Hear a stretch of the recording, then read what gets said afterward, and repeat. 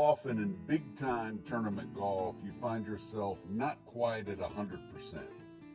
Whether it's Tiger Woods at Torrey Pines or John Daly at the '98 Vancouver Open, sometimes your body will let you down. That was the case for me back in week 4 of the infamous 2019 campaign when a pre-round celebration turned into 9 holes of abject misery. But thanks to elite mental toughness and a fellow competitor's above ground pool, I was able to finish off an otherwise hot round to stay in league contention. Okay guys, I'm not going to go into the press room today for obvious reasons. Let me just start by saying that I've been playing this game competitively for almost 3 decades, and this is only the 3rd time that this has happened to me.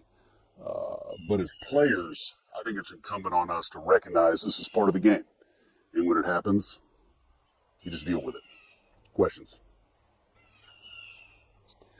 Well, today's Miguel's birthday.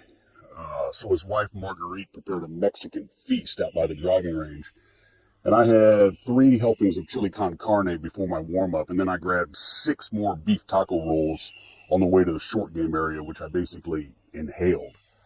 And by the time I got to the first tee, I could tell something wasn't quite right. Well, I remember getting really gassy during my ball search for my 3rd shot on 1, but it really wasn't until my fairway bunker shot on 2 that I actually felt some discharge. And with the volume, the consistency, and how early in the round was, I knew right then I was in big trouble. So I tried.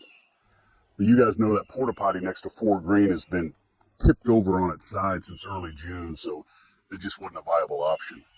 So after making a pretty gritty 6-net 5 on 2, I made it over to that wooded area, and I used my briefs and one of my socks to do a little cleanup.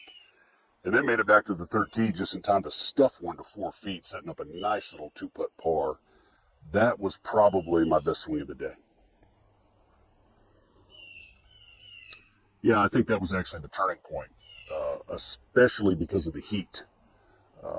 I dealt with some minor leakage on 4 and 5, but was kind of able to play through it. Then on 6, I'm on the right rough waiting for the green to clear, and I asked my playing partner, Barry, if I could borrow his towel. And he said, absolutely not.